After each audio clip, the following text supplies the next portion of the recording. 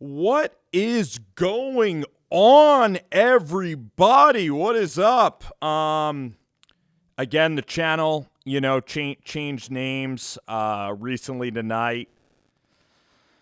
And we're waiting for this microphone to get even clearer here. You can always call me the Rover. I guess I'll always be known as that. I'll respond to comments in the comment section below.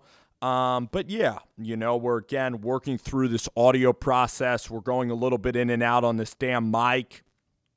But anyhow, I want to talk about Joe Judge and Dave Gettleman now. I haven't talked about Dave Gettleman and Joe Judge enough, and I want to give an honorable mention to these guys. I mean, Dave Gettleman, has been through the ringer, whether it's been with the Odell Beckham decision, whether it was talking about analytics and how he prefers old school methodology for scouting, how he drafted Daniel Jones, drafted a running back at number 2 overall. There were so many fans that when Shermer got fired in 2018, at the end of 2019, I guess I should say, that wanted Dave Gettleman to go with him. They didn't understand why the guy was still around. Now, in fairness to those people that are criticizing Dave Gettleman, this team hasn't won a lot of football games. Now, last year I thought that the team did even better than I expected.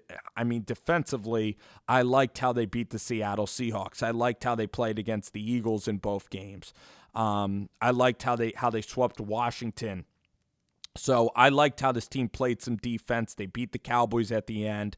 Leonard Williams, Patrick Graham got the most out of Leonard Williams. James Bradbury was really good. Blake Martinez was effective. Dexter Lawrence has been effective in his role. Dalvin Tomlinson was a decent draft pick. That might have actually been from the Reese era. But looking at Dave Gettleman and his draft so far, I like Lemieux. I like Nick Gates. Darius Slayton was decent. You look at the offensive line, and Zeitler was a good trade. You got rid of Vernon, but you got back Zeitler. You got Jabril Peppers, Xavier Ximenez, and Dexter Lawrence, all for Odell Beckham. And I think that was a tremendous move, getting Dexter Lawrence. Even Dexter Lawrence straight up for Odell Beckham isn't even that bad. And then you add in Peppers, and you add in then Xavier Ximenez that I'm excited to see play, with Ellerson and this draft class. So that now brings me to how I'm going to analyze this video. The Giants got to score points. And I'm glad that Dave Gettleman finally is discovering that, because I know that the Giants want to play physical. I know that the Giants want to play fundamental football. But you even look at Alabama, and they're letting the defensive side of the ball. I'm not going to say that they're letting it go per se, but this game is all about scoring points. It's all about explosive plays in the passing game. I mean, you get pass interferences. You can't touch receivers within 5 yards.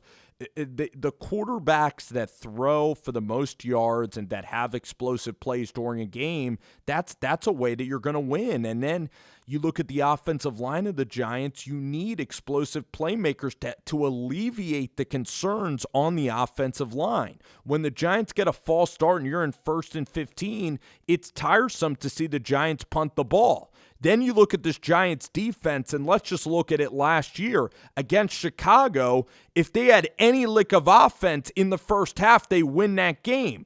If the Giants could punch in touchdowns against the Steelers, they might have won that game. Against the Eagles, the Giants held the Eagles scoreless until 4 minutes left in the game, and their offense was anemic in that Eagles game at the Link. I mean, the Giants, other than in the Washington game, they had to beg for a 2-point try just to beat Kyle Allen because Daniel Jones in this passing game was so inept last season. The only game where the offense played well, there were only a few games. At Dallas, the offense actually played decently well. I mean, the refs took away a couple of touchdowns from the Giants. The Giants put up 34 points, and actually the defense was bad at the end against Andy Dalton.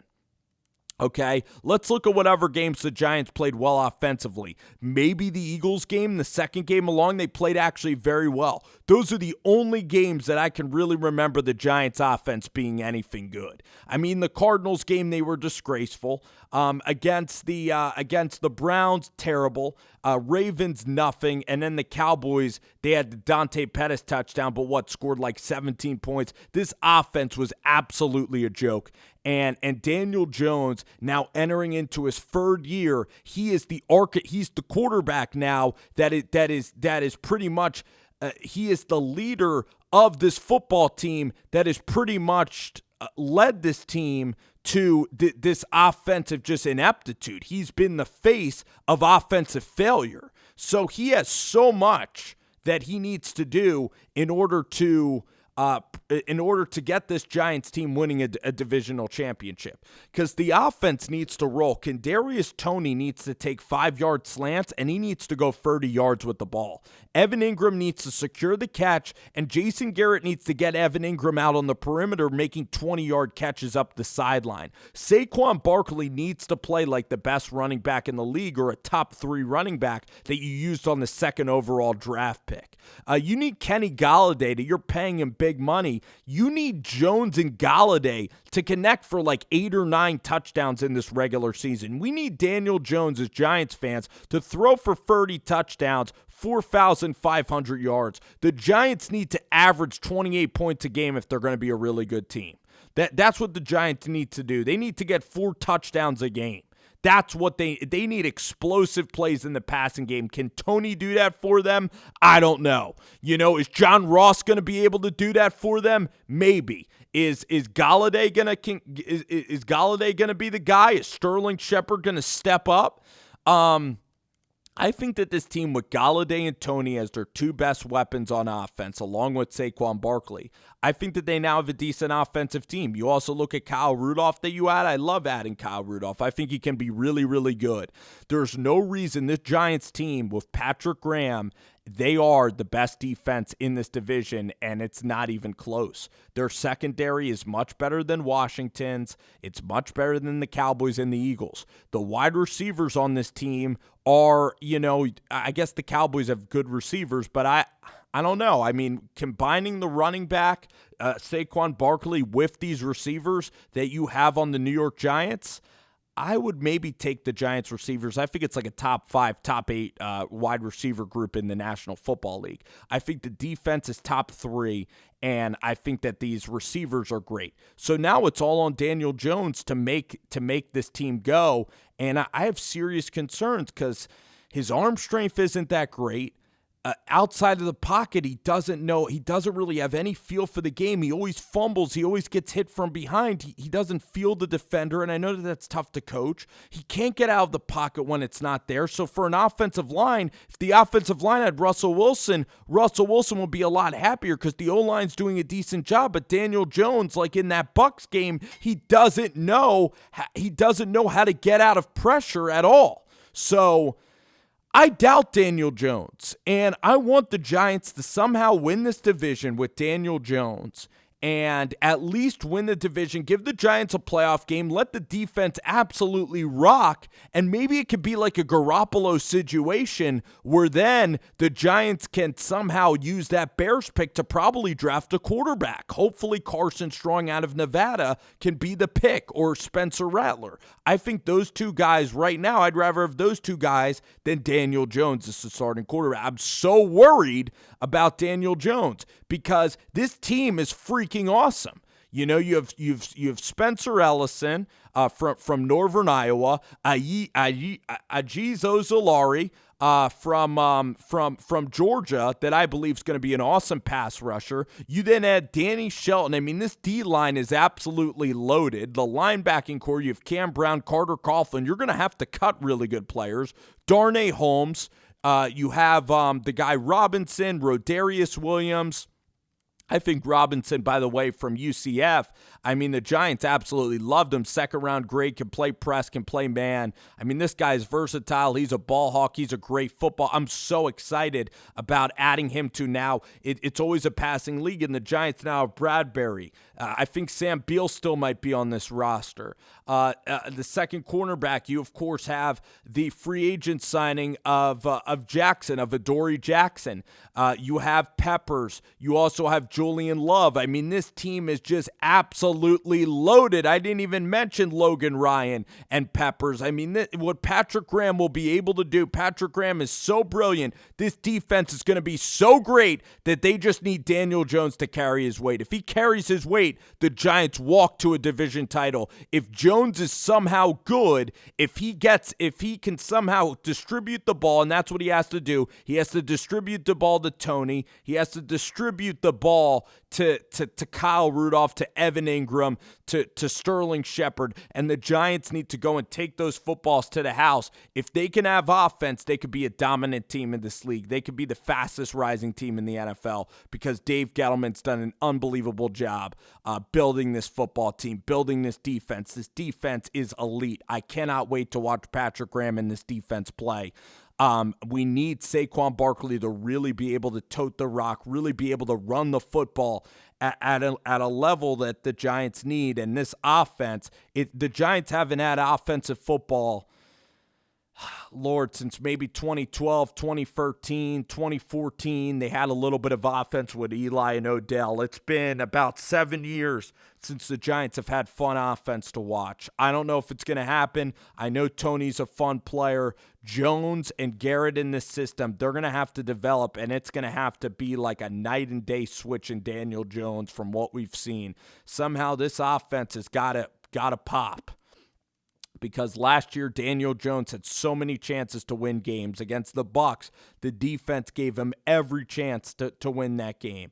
The running game. Against the Bears, he had every chance. Against the Rams, and he lost those games, and they could have been 9-6. You know, the way that he started and played against the 49ers, against the Cardinals, it was absolutely an awful year. I'm going to say for Daniel Jones and for this Giants offense. It was painful. Each Sunday was painful. That game against the 49ers was as painful as any experience you're going to have watching the game. The defense, I will admit, the entire team against the Cardinals and against the Browns specifically, that was incredibly painful to watch. Against the Ravens, the first half, they didn't even belong in the same hemisphere as that team in Baltimore. So the Giants, they do have a couple of steps to improve. The Giants were in a position last year to make the playoffs, and against the Cardinals, they were awful. Against the Cleveland Browns, they were absolutely at their worst of their worst. Maybe the worst game that I've seen in maybe 15 years of watching Giants football was that Cleveland Browns Sunday night game. Just zero juice, zero energy. I mean, other than that, maybe you're talking about the Rams game with Ben McAdoo, a couple of Ben McAdoo games, but that game against the Browns where Baker Mayfield, they made Baker look like Joe Montana. They made him look like the best quarterback to ever play this game of football. So for Daniel Jones, it's all up to Jones because this defense, even without Adoree Jackson, even without Ojulari, even with Xavier Xemenez being injured, this defense, with Cam Brown and Carter Coughlin all being rookies, with Sam Beal being out like pretty much the entire year, with Darnay Holmes battling injury, I can't believe this team has McKinney. I mean, they have so many guys. It is absurd. I even forgot Xavier. I even forgot McKinney. I mean, this defense, holy mackerel, it's going to be incredible, the bodies that they're shuffling in. And you could have even still had DeAndre Baker on this same defense. I mean, this defense, is ridiculous. I think it's the best defense in the NFL. You could have the best running back in the NFL. You have Shane Lemieux. Somehow you need Will Hernandez to play decent football next year. You have Nick Gates. You're also going to, maybe you move Soldier inside. You're going to have Pearl and Thomas battling it out. You're going to have Pearl and Soldier battling it out with Andrew Thomas. I am so excited about this football team. I love the head coach, Joe Judge. Dave Gettleman, again, I've stayed with Gettleman. I've stayed loyal to Gettleman throughout this whole process, even when everybody was getting on Dave Gettleman, saying to fire him. And those people that say to fire Dave Gettleman, if this team's ever successful, you owe probably Dave Gettleman a big apology if you told him that he can't win. And for Daniel Jones, I mean, if Jones makes the playoffs, if he shines this year, I'm going to give Jones a lot of credit. If he's the reason why this offense is great, if he's a good starting quarterback in this league for a long time, I'll be the first one to say that I am wrong on Daniel Jones after 2 years and that he proved me dead wrong. I'll be the first one to come on here, and I'll say that about Daniel Jones. I'll take no credit for any amount of success that Jones has for his career. I'll take zero success from it. I'm sure Daniel's one of the nicest guys. Again, on draft night, the way the Giants fans treated Jones was very, I just didn't like it. It just was very unwelcoming to a player. I just think that they didn't really give the kid a chance. It was very, very sad. And if they would have taken Dwayne Haskins, who the media ranked higher, the Giants fans would have been all excited about it. But Jones is still playing on his initial first team. And the way the fan base, treated Daniel Jones that night, listen, I have differences of opinions with certain people, with certain, segments of Giants fans. And I stuck up for Gettleman, and I stood up for Jones that night. And now actually the fan base is more entrenched into supporting Daniel Jones than maybe I am. But I think it's all up to Jones, because I think these weapons are good enough and this defense is just stupid good. It's up to Jones to actually win the games that are out there for him to do. And there were chances last year for this team to be 8-8 with a competent quarterback. They could have been 9-7. They could have actually won a playoff game with a really good quarterback like a Russell Wilson. I think Derek Carr maybe could have produced more points. I could go down the list of quarterbacks. If they had Justin Herbert, they would have made the playoffs last year. I believe that. So for Jones, I mean, he played like maybe the 27th best quarterback in the NFL. I mean, he's a top 5 worst quarterback. And this is the year for Jones, or else it's done. Like Sam Darnold, or else it's over. And the Giants are going to be drafting Malik Willis. They're going to be drafting Rattler or Strong next year with that Bears pick, which I expect to be a wonderful pick because the Bears are an absolute joke. So, again, I love how Gettleman got the insurance policy. It's probably going to end up saving Gettleman's job. I don't believe Gettleman should go at all. I believe that this defense, if it's such a power, this defense should be valued. I don't know why the Giants, they got Mike Glennon, so they are giving Jones every chance with Jason Garrett to make this thing work. But can Joe Judge? That's the thing about Matt Patricia. That's the thing about some of these Patriots coaches like Mike Vrabel. Can they modernize their system to have great offensive football? Like, can they do some RPO? Can they do some hurry up? Can they be creative? Is Jason Garrett and Joe Judge, are they innovative enough to create explosive plays and to modernize football and play a little air raid and play a little bit of modern, throw it around football? Can they do that a little bit? Now, you don't have to break your identity and try to be like Ben McAdoo, but can you do that? Can you modernize your system enough to win games from an offensive perspective? Can you use Tony? Can you use Tony in Wildcat? Can you get him the football on screen passes? Can you throw to Saquon Barkley outside of the backfield? Can you hit deep passes? I mean, Daniel Jones against Washington 2 years ago when he threw the ball to Caden Smith to win, that was his best game as a pro, and he hit Saquon Barkley for a touchdown. He hit Shepard down the sideline. He is decisive because Jones, he cannot get out of the pocket, and his arm strength is very, very weak. So for Jones to be good, he needs to outthink defenders. He needs to know where he's going. He needs to throw with anticipation. Neck up has to be just that good because of his physical limitations as a quarterback in this league. He has to be so good from the neck up to be successful. And that's the only way it's going to happen, is by getting this Garrett offense, by dialing it in, by working extra hard in the film room, and by hitting guys in stride on slants, and then having the receivers go so much yard after catch. That's the only way the Giants are going to produce points, is either long runs by Saquon or yards after catch or Kenny Golladay boxing people out. That's how the Giants are going to produce points, because their quarterback doesn't have a strong arm, cannot throw it down the field, cannot escape the pocket and create really off-schedule levers. So much limitations in Jones's game. And that's really what's going to be the story of this Giants team, because this defense is just filthy. The weapons on offense, this team is really good. Can they get over their quarterback? I mean, that's what's going to have to remain to be seen, but I really hope that this offense, I hope Jones can prove me wrong, and I hope that this offense can actually function and be fun to watch. If this offense is good, then the sky's the limit for this team. If the offense is there, this team will compete deep into the playoffs, can compete for a Super Bowl championship. I really believe that. But again, will their offense be good enough? I see them winning the division, maybe going 11-6 or whatever the 17-game record represents. And from there, it'll be a little bit tougher to kind of decipher. So, all right, guys, had fun doing this video. I want to thank you guys for watching the content once again.